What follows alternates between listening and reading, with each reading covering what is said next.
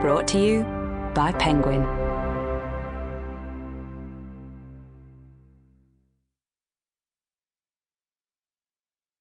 Pickleballers, written and read by Ilana Long. For Steve, my partner. Sometimes in pickleball. Always in adventure. The serve. 1. Plink. Not enjoying this. Plink. This does not feel cathartic. Plink. At all. Plink. Plink. Plink. I was fine at home, you know? Meg said, swiping at a blonde flyaway that had escaped her hair tie.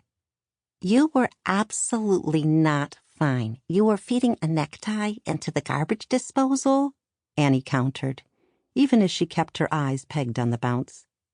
Come on, give this a chance. You've been playing pickleball for all of 30 minutes. Plink. Meg knocked it over the net.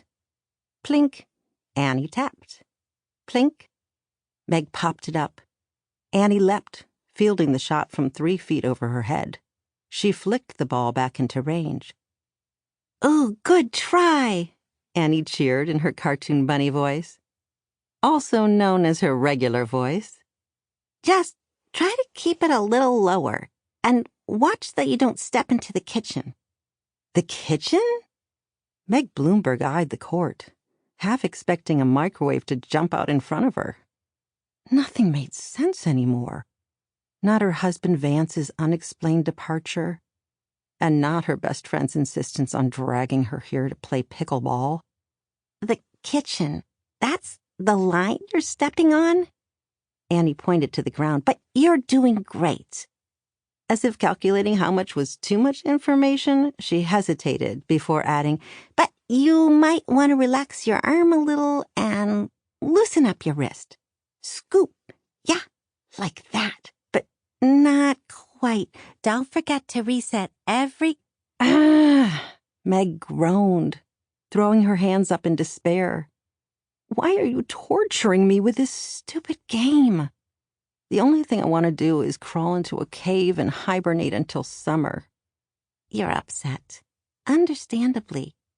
Also, bears only hibernate until springtime. Just FYI, Annie hastened to clarify, blinking beneath the bangs of her short hair. She adjusted the seam of her fitted tennis skirt. Maybe we should start slower. Some short drops. How about that? Or maybe, Meg suggested, I need to hit it harder. Just whack the fucker really, really hard. Pretend it's Vance's head. All right, take it easy. Deep breaths, Annie mimed. Pickleball's about control. Let's keep practicing our close shots at the net, okay? Growling low in her throat, Meg stonewalled.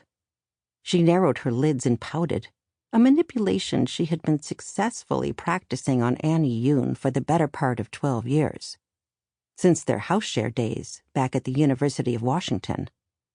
Annie gave it a good 5 seconds before caving. Fine.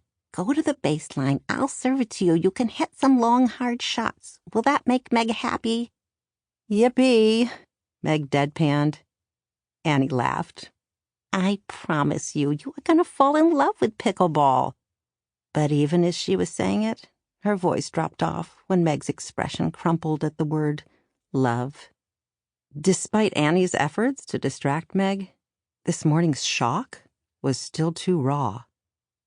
It was hard to believe that only a few hours ago, her life had been completely upended. If Annie hadn't shown up, she shuddered. But of course, when Annie had heard about Vance's note, she had rushed to Meg's apartment, still in her sensible shoes and scrubs. She'd snatched the note from Meg's shaky fingers and read it to herself. Disbelieving, she'd read it again, out loud. Sorry, babe. I just can't do this anymore. V.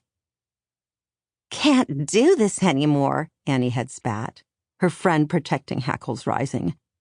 She smoothed the wrinkled scrap of paper and then flipped it over. Sample complete. Ready to continue?